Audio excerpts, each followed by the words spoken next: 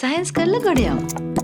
අයිබෝන් අපි අදත් සූදානම් ඔබට සයන්ස් කරලා ගොඩ යමු වැඩසටහනින් අලුත් අර්ථ දැක්වීමක් අලුත් කියවීමක් එක්ක හමුවන්. අපි රටේ අධ්‍යාපනයට ප්‍රධාන ප්‍රමුඛ තැනක් තිබෙනවා අපි කාතරත්. දැනුම අධ්‍යාපනයත් එක්ක ලෝකෙ වේගින් දියුණු වෙනවා. අධ්‍යාපන ක්‍රම විවිධාකාරයෙන් අප ලෝකෙ හඳුනා ගන්නවා. අපේ රටේ තිබෙන අධ්‍යාපනික තත්ත්වය පිළිබඳව බොහෝ දෙනා කතා කරනවා. මේ ඉගෙනීම් ක්‍රියාවලිය පිළිබඳව වෙනදට වඩා අලුත් කියවීමක් කරන්න අපි සූදානම්ෙන් ඉන්නවා. අද ඔබට හඳුනාගත යුතු විශේෂ තැන් ස්පර්ශ කරමින් අද පිළිබඳව කතා කරන්න සයන්ස් කරලා ගොඩ යමු වැඩසටහනට අපි ආරාධනා කරේ මොරටුව විශ්වවිද්‍යාලයේ විවෘත හා දුරස්ථ අධ්‍යාපන කේන්ද්‍රයේ අධ්‍යක්ෂිකා ජ්‍යෙෂ්ඨ කතිකාචාර්ය විශාඛා නායනකාර මහත්මියට ආයිබෝන් කතිකාචාර්යතුමියනි. ලෝකේ කතිකාචාර්යතුමියනි විශාල දියුණුවක් තියෙනවා. එක පැත්තකින් දැන් දැනුම අධ්‍යාපන ක්‍රමවේද දැන් ඔබතුමිය නිතර කියන දෙයක් තමයි විශ්වවිද්‍යාල මට්ටමේ වුණත් ඉගෙන ගන්න මුලේ තියෙන ක්‍රමවේදයක්. ඒකම ලෝකේ තාක්ෂණික දියුණුවක් තියෙනවා. දැන් මේක කොහොමද අපි සම්බන්ධ කරගන්නේ? එක පැත්තකින් තාක්ෂණයේ වේගින් දියුණු වෙනවා. නමුත් මුලේ අපි ඉගෙන ගන්න ක්‍රියාවලිය කියන එක හඳුනාගත යුතුයි. අපව නරඹන කෙනෙකුට මම හිතනවා වැදගත් මේ කියවීම. මේක කොහොමද අපි තේරුම් ගන්න ඕනේ? බොහොමත්ම වැදගත් ප්‍රශ්නයක් මම හිතන්නේ. මොකද අපි අද ඔබ කිව්වා වගේ තාක්ෂණයත් එක්ක මුළු ලෝකෙම ඉදිරියට යනවා. ඒක කාටවත් නවත්තන්න බෑ. ඉතින් අපි අධ්‍යාපනය ගැන බැලුවොත් අපි යම් දෙයක් ඉගෙන ගන්න ආකාරය දිහා බැලුවොත් අපි අපේ මොළය හරිම තර්කානුකූලව එක දේවල් අධ්‍යයනය කිරීම තුලින් අර මොළයේ තියෙන නියුරෝන සෛල එකතු වෙලා ජාලයක් හදාගෙන එහෙම තමයි කරන්නේ. ඉතින් අපි බලමු මොකද්ද මේ තාක්ෂණයෙන් ඔප්නන් වුණු අධ්‍යාපන ක්‍රමය කියන්නේ. ඒක කොහොමද මේ ඉගෙනීමේ හෝ ඉගෙන ගැනීමේ ක්‍රියාවලියට උපකාර වෙන්නේ කියලා. ඉතින් අපි බැලුවොත් මේ තාක්ෂණය අපි යොදා ගන්නකොට අධ්‍යාපනය කෙරෙහි එතෙන්දී ගොඩක් දේවල් අපිට කරන්න පුළුවන් අර සාමාන්‍ය අධ්‍යාපන ක්‍රමයකදීම අපි කියන දේවල්. උදාහරණයක් හැටියට ගත්තොත් අපි කියනවා ප්‍රශ්න අහන්නේ නැහැ දැන් කාලේ ළමයි කියලා. විශේෂයෙන්ම මම හිතන්නේ ආසියාතික සමාජයේ මේක අධ්‍යාපනයේදී ප්‍රශ්නයක් වෙලා තියෙනවා. දේශපාලනේ හෝ යම් තැනකදී ප්‍රශ්න අහනවා වෙන්න පුළුවන්. නමුත් අපි බැලුවොත් දැන් මේ දරුවෝ බොහෝ විට පන්ති කාමරයේ තුලදී ගැටලුවක් ඉදිරිපත් කරන්න ටිකක් මැලි බවක් දක්වනවා. හැබැයි ඕන්ටම ඔබ යම් අවස්ථාවක් දුන්නොත් වාචිකව නෙමෙයි සමහර වෙලට ලිඛිතව මේ ප්‍රශ්න අහන්න ඕන ඊට වැඩි නම්රතාවයක් දක්වනවා. ඉතින් අපි මේ තාක්ෂණයත් එක්ක අත්වැල් බැඳගෙන අධ්‍යාපන ක්‍රමේ බැලුවොත් අපිට පුළුවන් ඒ තාක්ෂණයත් යොදාගෙන මේ දරුවට අවස්ථාවක් දෙන්න ඔහු කැමති විදියට දේවල් ප්‍රශ්න කරන්න. ඒක බොහොම සරල දෙයක්. අද අපි කියනවා මේ ඉගෙනීමේ ක්‍රියාවලියට යොදා ගන්න ලර්නින් මැනේජ්මන්ට් සිස්ටම්ස් වගේ ඒවා. එහෙම නැත්නම් පුංචි අර ඉස්සර අපි චිත්‍යවල අහපු ප්‍රශ්න දැන් පුළුවන් සිස්ටම් එකේ අහන්න. ඉතින් ඒ වගේ දේවල් ඒ වගේ පුංචි දෙයකින් පටන් ගත්තොත් මොකද විශේෂයෙන් විද්‍යාව වගේ විෂයකදී උගන ගන්න ඒ දරුවා හැමතිස්සෙම කැමති විශ්වාසය ගොඩනගා ගන්න. මම දෙයක් දැකලා මම දෙයක් පරිහරණය කරලා ඉතින් ඒ වගේ දේවල් වලට මේ තාක්ෂණය යොදාගෙන අපිට පුළුවන් නම් ඉගැන්වීම කරන්න ගොඩක් හොඳ විශ්වාසයක් ඇති කරන්න පුළුවන්. සරල උදාහරණ ගත්තොත් දැන් අපි කතා කරනවා පුංචි කාලේ 6 විද්‍යාවේදී මම හිතන්නේ ප්‍රභා සංශ්ලේෂණය ගැන තමයි අපි ඉස්සෙල්ලම කතා කරන්නේ. අපි කොච්චර චිත්ත රූප මවන්න හැදුවත් ගුරුවරු විදියට ඊට වැඩිය අපිට පුළුවන් අර කොහොමද මේ ක්‍රියාවලිය වෙන්නේ කියලා සිමියුලේෂන් එකක් කරන්න. එහෙම නැත්නම් ඕනෙම දෙයකදී දැන් යම් මේ ඔබේ රූපවාහිනී වැඩසටහනක් පටිගත කරන්නේ කොහොමද කියන්නේ මේ මෙතනට එන්න ඕනේ නැහැනේ අපිට virtual tours පෙන්වන්න පුළුවන්. ඉතින් ඒ වගේ තාක්ෂණය යොදාගෙන අපිට පුළුවන් අර ඉගෙන ගන්න දරුවගේ මනස ඒ විදියට තර්කානුකූලව හිතලා දේවල් ගොඩනගා ගන්න ගොඩක් දේවල් කරන එක. අනිත් එක අපි කියනවා දැන් අපි ලොකු ගැටලුවක් කියනවා මේ දැන් කාලේ ළමයි විභාග වලට විතරයි පාඩම් කරන්නේ. විද්‍යාව නෙවෙයි මොන දේත් එහෙම කියලා. එහෙම වෙන්නේ අර ක්‍රමානුකූලව ගොඩනගාගත්ත තර්කාන්විත හැකියාවක් ගොඩනගා ගන්න උට හොයට හැකියාව නැති නිසා. දුවල පුතාලා පාඩම් කරන්නේ කැමැත්තෙන් නෙවෙයි කියලා අපි දන්නවා.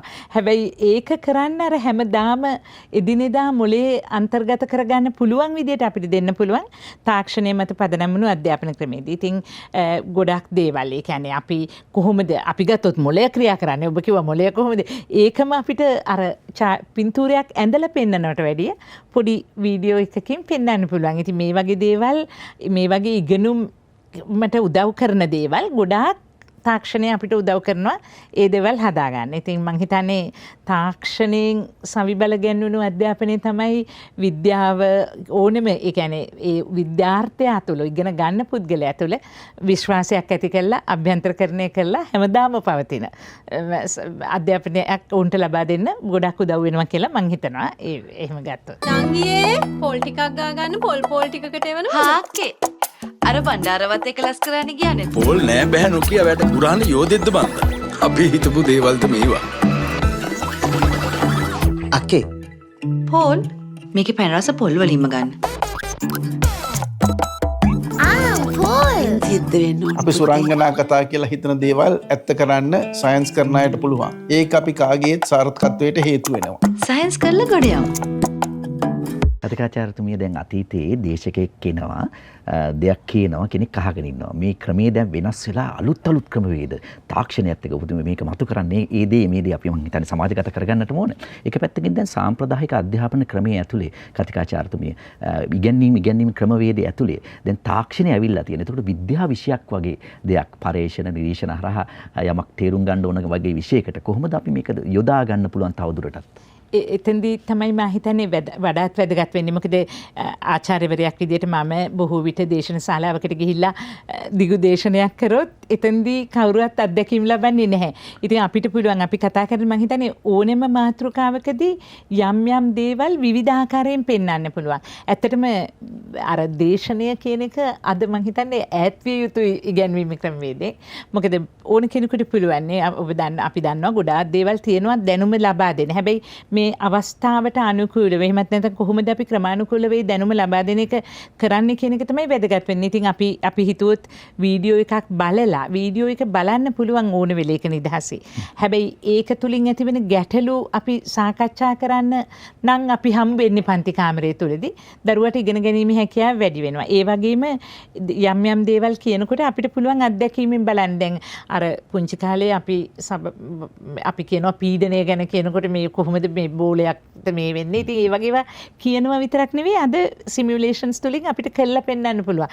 දරුවට පුළුවන් වැඩි බරක් දාලා කොහොමද මේක වෙන්නේ කියලා කරන්න. ඉතින් අනේ තාක්ෂණය මා හිතන්නේ නැහැ තාක්ෂණය මත පදනම් වූ අධ්‍යාපන ක්‍රමයේ මේ විශේෂ දෙයක් කියලා. ඒක කරන්නේ අර සම්ප්‍රදායික අධ්‍යාපන ක්‍රමයට උපකාරයක් කිරීම තමයි. දැන් කතිකාචාර්යතුමෝ ගැටලුවත් එක්කන ප්‍රශ්නේ තමයි ලංකාව වගේ රටක තියෙන සීමිත සම්පත් තරහා ගුරුවරයාට නැත්තම් යම් දේශනේ පවත්වන කෙනා මම හිතන්නේ නැත්තම් සිසුවා මේ සීමිත අධ්‍යාපන සම්පත් තරහා කොහොමද අපි මේක ලංකාව තුළ ස්ථාපිත කරගන්න කියන ගැටලුව තියෙනවා. මම හිතන්නේ එතෙන්දි තමයි වැඩියෙන්ම අපිට මේක වෙන්නේ. අපි හිතුවොත් ගැන්වීම් උපකරණ ඒ කියන්නේ සහයෝගය දෙන උපකරණ හදන්න ගියා නම් අපිට හැම පාසලටම නෙමෙයි හැම පන්ති කාමරයකටම එක ගානේ හදන්න වෙනවානේ.